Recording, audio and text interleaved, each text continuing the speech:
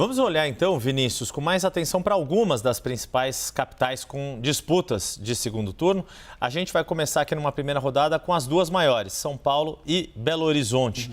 A gente está vendo primeiro aqui a capital paulista uma razoável estabilidade em favor da reeleição de Ricardo Nunes contra Guilherme Boulos. Vale destacar, esses números são compilados até hoje mais cedo, mas naturalmente ainda não levam em conta a pesquisa da Quest que acabou de ser divulgada.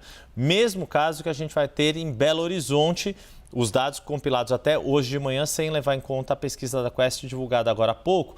Mas na próxima tela a gente já vai ver a capital mineira, já vou pedir para o pessoal colocar, porque a disputa é um pouquinho mais acirrada. Mas em ambos os casos, a gente percebe um certo favoritismo, um pouco maior, um pouco menor, e aqui a gente está fazendo já a compilação com votos válidos, em favor do incumbente, do candidato à reeleição. Vinícius. Exatamente, Yuri.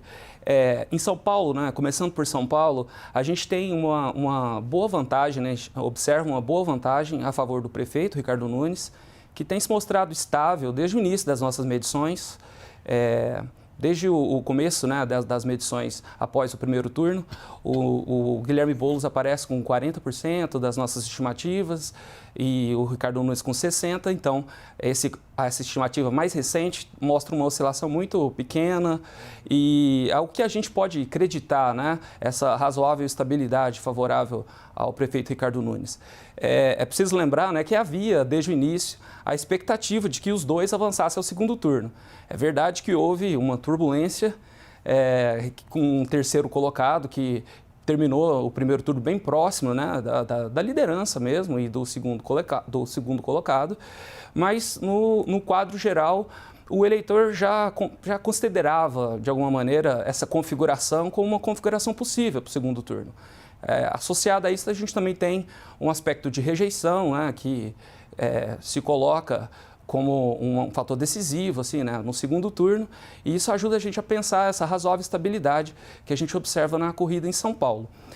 Sobre Belo Horizonte, eu acho que alguns pontos vale a gente chamar a atenção. Tem o Fuad Noman com 53%, que é uma ligeira vantagem, né, em relação ao Bruno Engler, mas eu acho interessante a gente relembrar, para quem acompanha, né, o nosso agregador desde o início, que a disputa em Belo Horizonte foi muito fragmentada.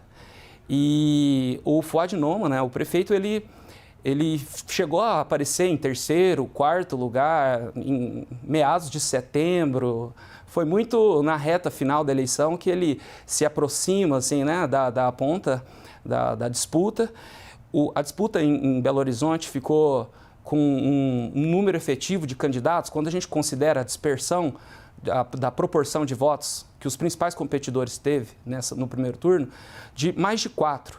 Então, assim, é uma disputa que assumiu uma configuração muito complexa durante o primeiro turno e que agora, né, para esse segundo turno, reúne, né, aliados do PL de um lado, né, com o Bruno Engler, e do PSD e aliados de outro lado, que aparentemente tem uma articulação um pouco mais ampla, que pode ser vista como algo que dá uma vantagem também para o incumbente, nesse caso.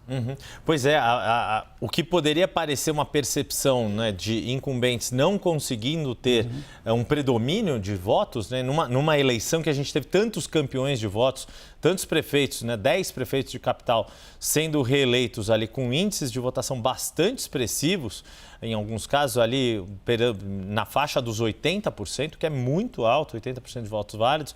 E nesse caso aqui, tanto Ricardo Nunes quanto Fuad Noman foram para o segundo turno com percentuais abaixo dos 30%, mas depois acabaram conseguindo aglutinar mais votos dos demais eleitores, justamente em eleições mais fragmentadas, do que carregando alguma espécie de rejeição. Conseguiram jogar esse patamar de rejeição mais alto para os seus respectivos adversários opositores ali.